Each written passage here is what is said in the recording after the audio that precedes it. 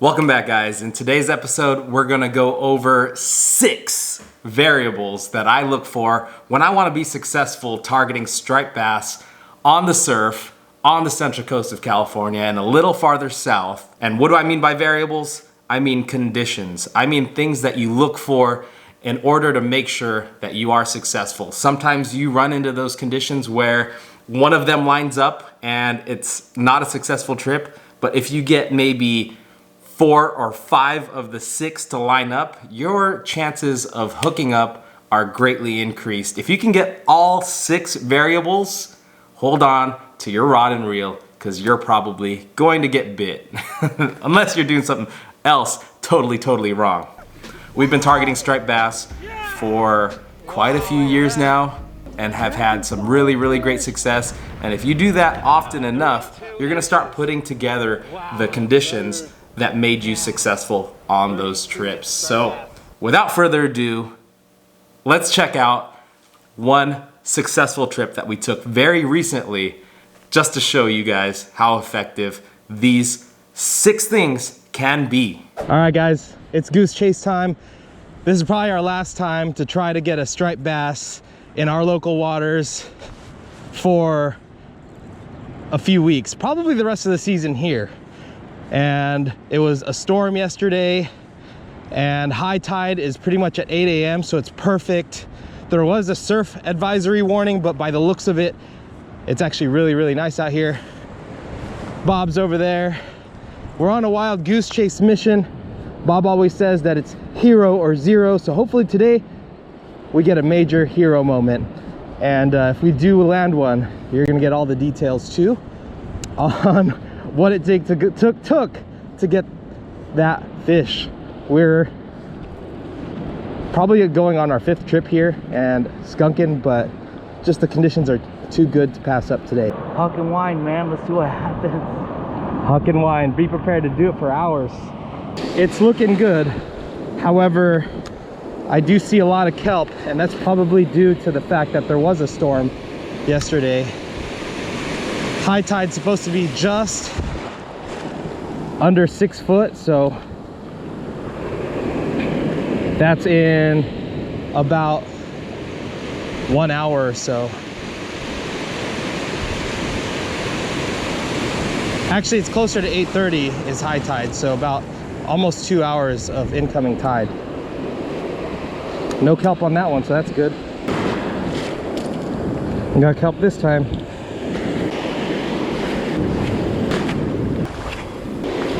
Bob, there's bait! Little smelt!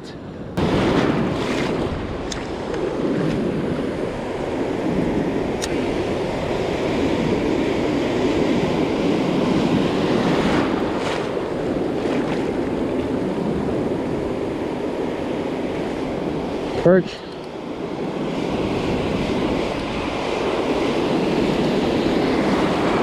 Bob! Got a perch.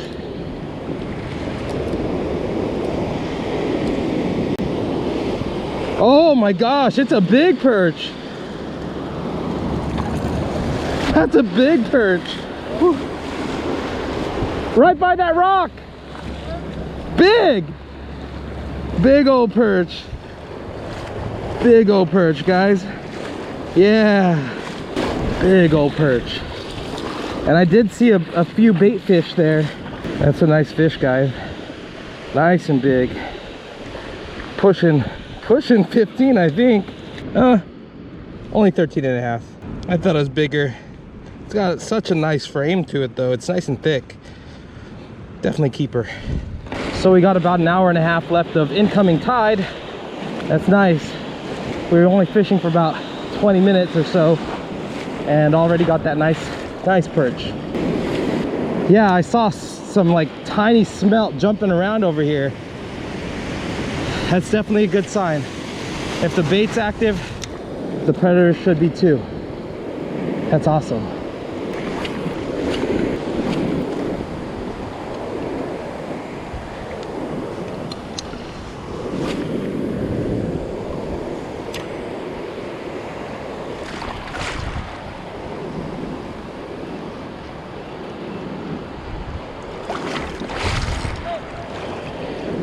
Oh, Bob's on. I'm on too.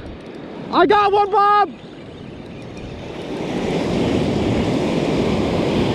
I think that's a striper. Me and Bob are on.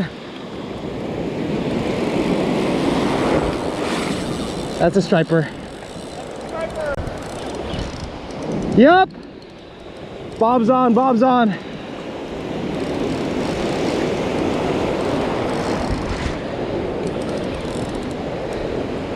Bob's on. I'm on too. We're both on. We're both on.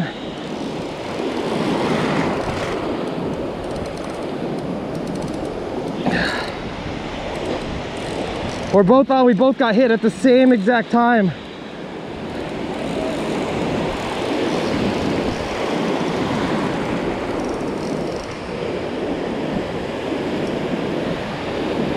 Oh yeah,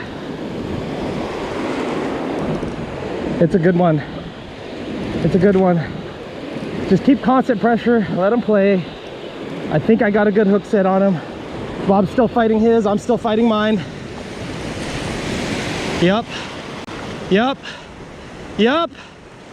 Come on, this way, this way, this way. I think I got him pretty secure.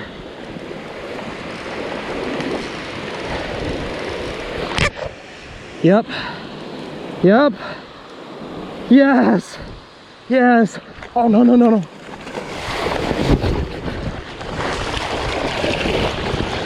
He popped right on. Oh! Oh! Big girl. Yeah. We got him. We got him. Oh, he broke the trap. He broke. Hey, thank you. No.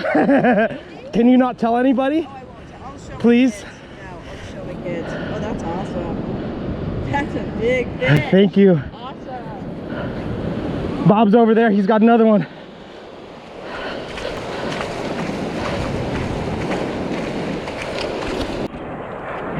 Buddy! Oh, that's a giant! That's a giant, Bob! That's a giant! Goose Chase, buddy. Yours is big!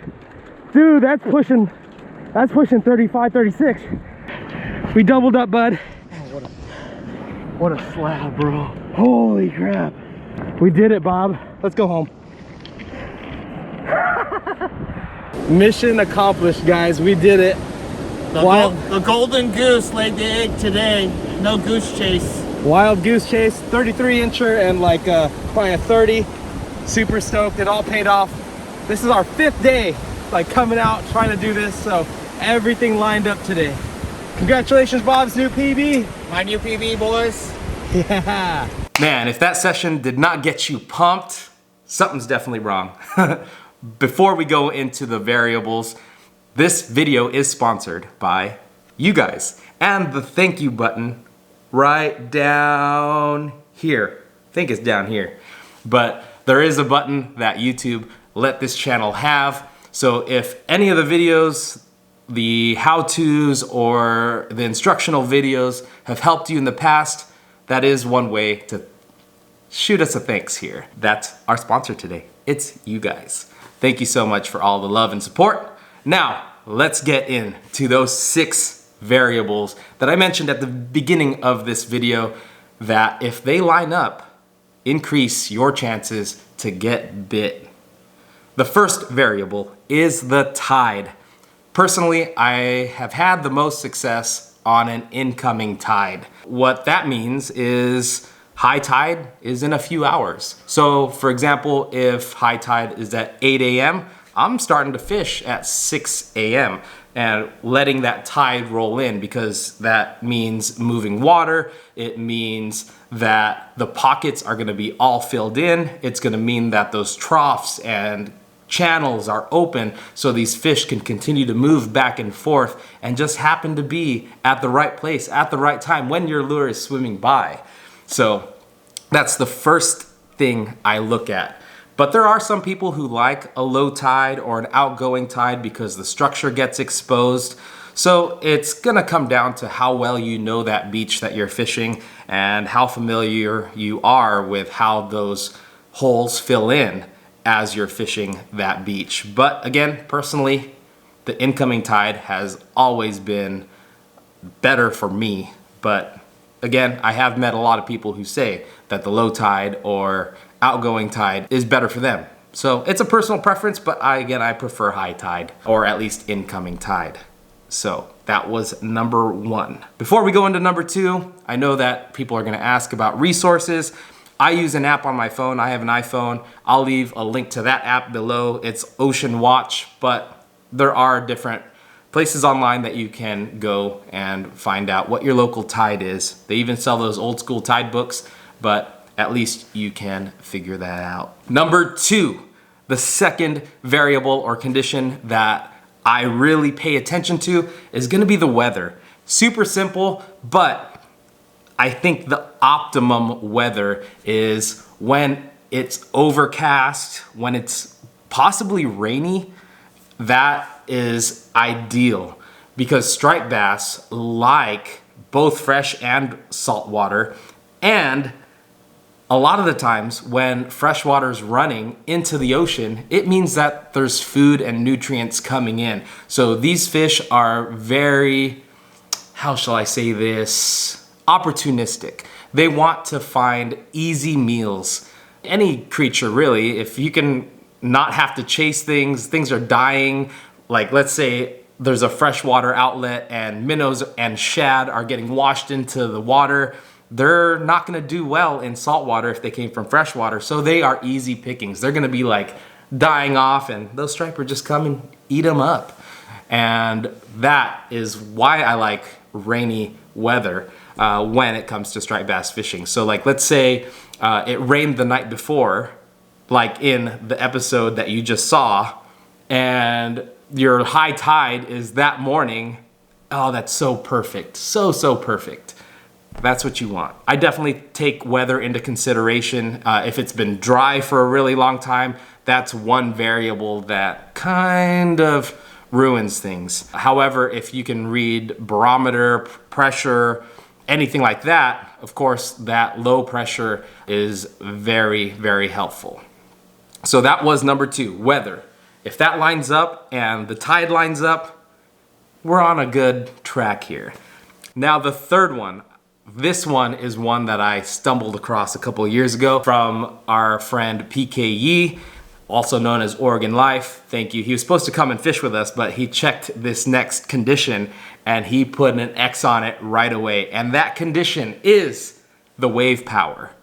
Wave power is very, very important, not only for the fishing, but for angler safety. I will leave a resource on hooktocook.net. It's gonna say wave power. You just click on it and you can select your own water and you can figure it out. Basically, the way that it's laid out is it has a scale from 0 to 1,000, and it basically measures how powerful the surges are coming up the beach. So you guys have felt where you get those sweeper waves that rush right up the beach and can sweep you off your feet. Those are really strong. So if we're gonna say a scale of 0 to 1,000, that's probably in the 700 to 1,000. So anything really over 500, that's where you have to be mindful of the sneaker waves. Just always pay attention.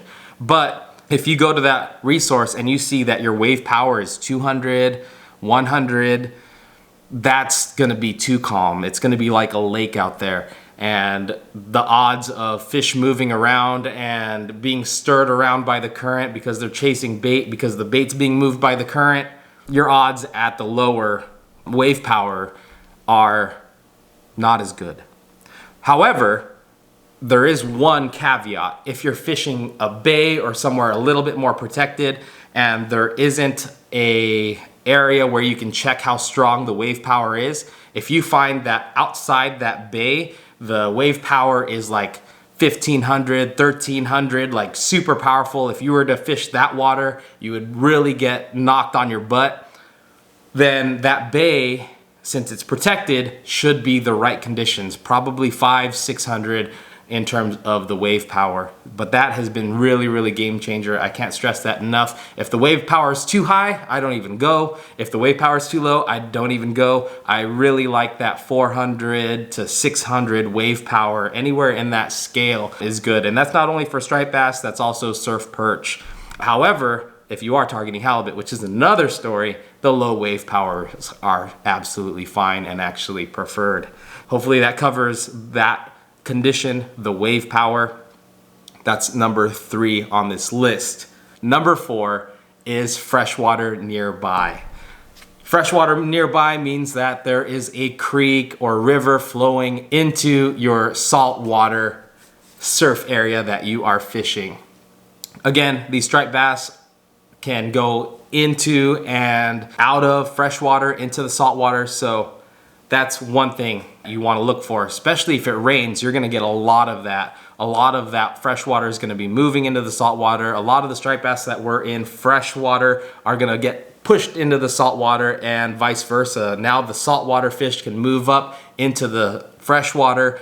And again, like I mentioned, with the weather, that freshwater can introduce some nutrients and other fish that the striped bass can eat. So freshwater is something that you definitely want to look for in terms of a location and how hard it's flowing. If a freshwater stream is flowing hard, you're gonna find good opportunities to catch some striped bass. Number 5 is the time of day. I personally like the sunrise bite. There's always that time in gray light. Usually if you're fishing in the spring or summer, you're looking at even a 5:30 during the summer time where it's gray light, where the sun is starting to peek over, just like that episode that we just covered. Or even the sunset bite. I've caught striped bass on the sunset bite. It's that change where the fish's eyes start to adjust and, you know, they get hungry. They need their breakfast or they need their dinner. But usually when the sun is high, bluebird skies, odds start to dwindle. And if you're, let's say again, kind of to go over this, one of the optimum things is if you can get the time of day and the tide to coincide really, really well. Like let's say you had a 5:30 or 6 o'clock high tide, maybe even a 7 o'clock high tide in the morning. Man, that is good opportunity. And that's one of the things that I really like. I really like that sunrise. I really like that sunset for striped bass. That's typically around the time that I've had the most luck. So again, that's number 5, sunrise or sunset. Those are awesome conditions to really pay attention to. And last but not least, number 6 is kind of a wild card because this can happen anytime, no matter what the conditions, is bait. Bait. A lot of the times you will have a bait ball come in close to the shore, and what we're throwing are these 110 jerk baits, typically the Kalisa, and they get smashed when there's a lot of bait in the water. But it does have to do with the weather. It does have to do with freshwater inlets. But these striper, again, are opportunistic. Actually, the ones that were caught in this episode, it was crazy. What was inside these fish was smelt, perch, and even this fish. Leave it in the comments what this fish is. In my opinion, I think it's a steelhead. It's definitely a trout of some sort because you can see the juvenile spots on this fish. It was definitely in that like 6 or 7 inch fish class. These fish definitely are gonna be around any bait. So those are the 6 conditions I look for. And if you can get at least 3 of these conditions to line up, your chances are pretty good. But if you can get 4, 5, or 6 of these conditions to line up, that is optimum. So let's break it down. Let's just paint the picture of optimum conditions. Incoming tide that peaks just after the sunrise, a day after it rained, and your wave power is in that 300 to 500 range, so it's manageable, but the water's still moving really well, and you're fishing not far from a stream or creek flowing into the water or a bay, and there are bait fish swimming around, that is the optimum conditions for striped bass. Again, if you guys found any of this helpful and you learned something or picked up something new, definitely consider tapping that like button, subscribing if you haven't, or even sending a thanks for the info that you are receiving. But with that being said, we'll leave another one of our striped bass videos right over here that you guys can enjoy. But thank you guys so much. There's so many more striped bass fishing adventures coming on this channel. But again, those are the 6 conditions I look for when targeting striped bass on the Central Coast and a little farther south in California.